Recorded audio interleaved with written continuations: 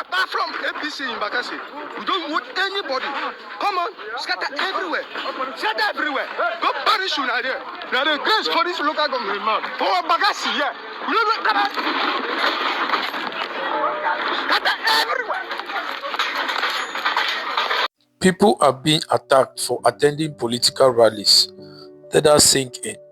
In 2025 and into 2026, opposition gatherings across Nigeria have come under physical attack. APC talks disrupting meetings, venues vandalized, supporters are chased away, beaten, and intimidated simply for showing up to exercise their democratic right. In various states, ADC events have been disrupted, sometimes violently with little to no consequence for perpetrators. And the question every Nigerian should be asking is, who benefits when the opposition cannot gather? Because when you cannot organize, you cannot mobilize. And when you cannot mobilize, you cannot win. This is not accidental, this is a pattern. President Bola Ahmed Tinubu of the APC, self-proclaimed defender of democracy, a man who spent years in opposition, a man who reportedly risked everything fighting military dictatorship in the 1990s, a man who knows better than most what it feels like when power is used to silence people. So somebody needs to ask him, Mr. President, where are you looking? Because we can't afford for you to look away, not in military era, not under Abacha, not in some distant authoritarian past that Nigerians love to reference, but during the tenure of a man who claims to be a Democrat.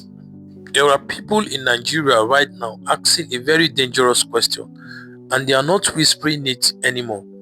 Is the APC systematically dismantling political competition in Nigeria? Because the evidence, depending on how you look at it, is starting to pile up. Think about what we've witnessed in recent years.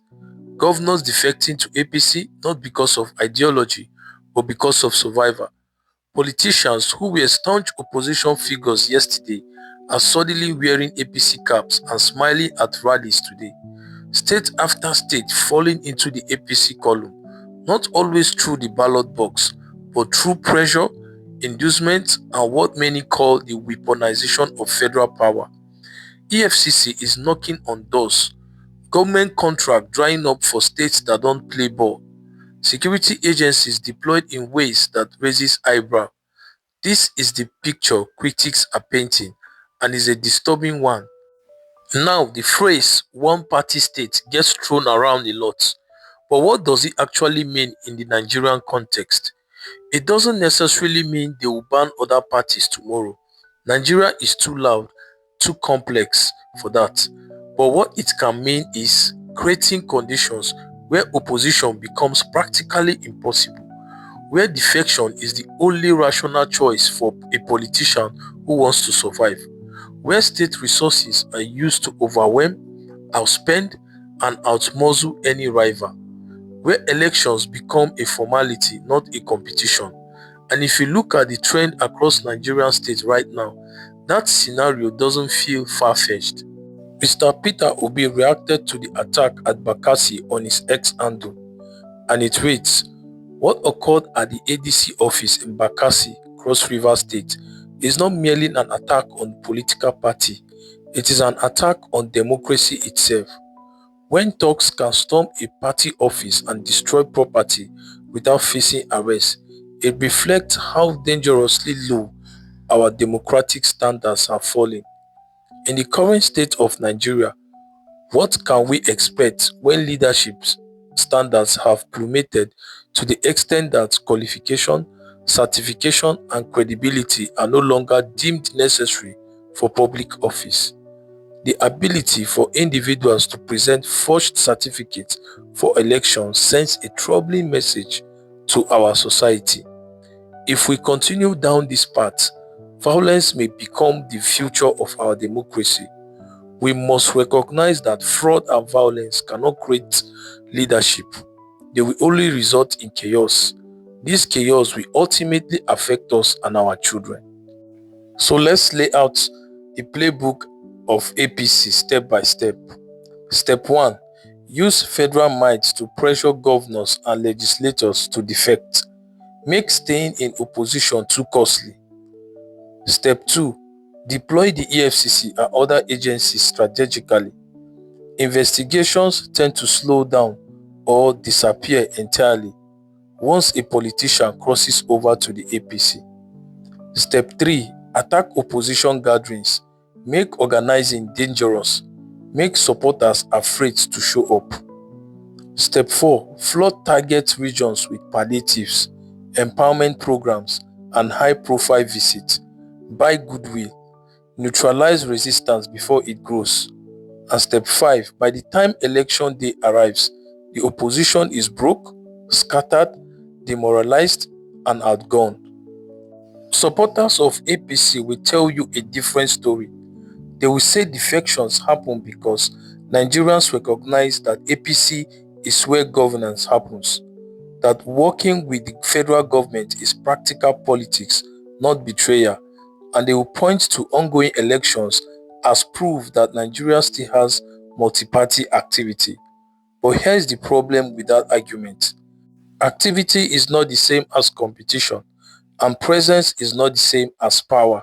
Peter Obi, John Oyegun, Olumide Akpata, and El-Rufai have all been caught up in this wave of attacks on opposition gatherings in the past months. This is not a small thing. Like, these aren't random people on the street. These are politicians in Nigerian politics. And recent months, their events, their rallies, their meetings have been getting disrupted left, right, and center. And the ADC and the broader opposition are sitting there and doing nothing about it. Peter Obi, the man who literally moved millions in 2023, being part of a movement that can't even gather in peace.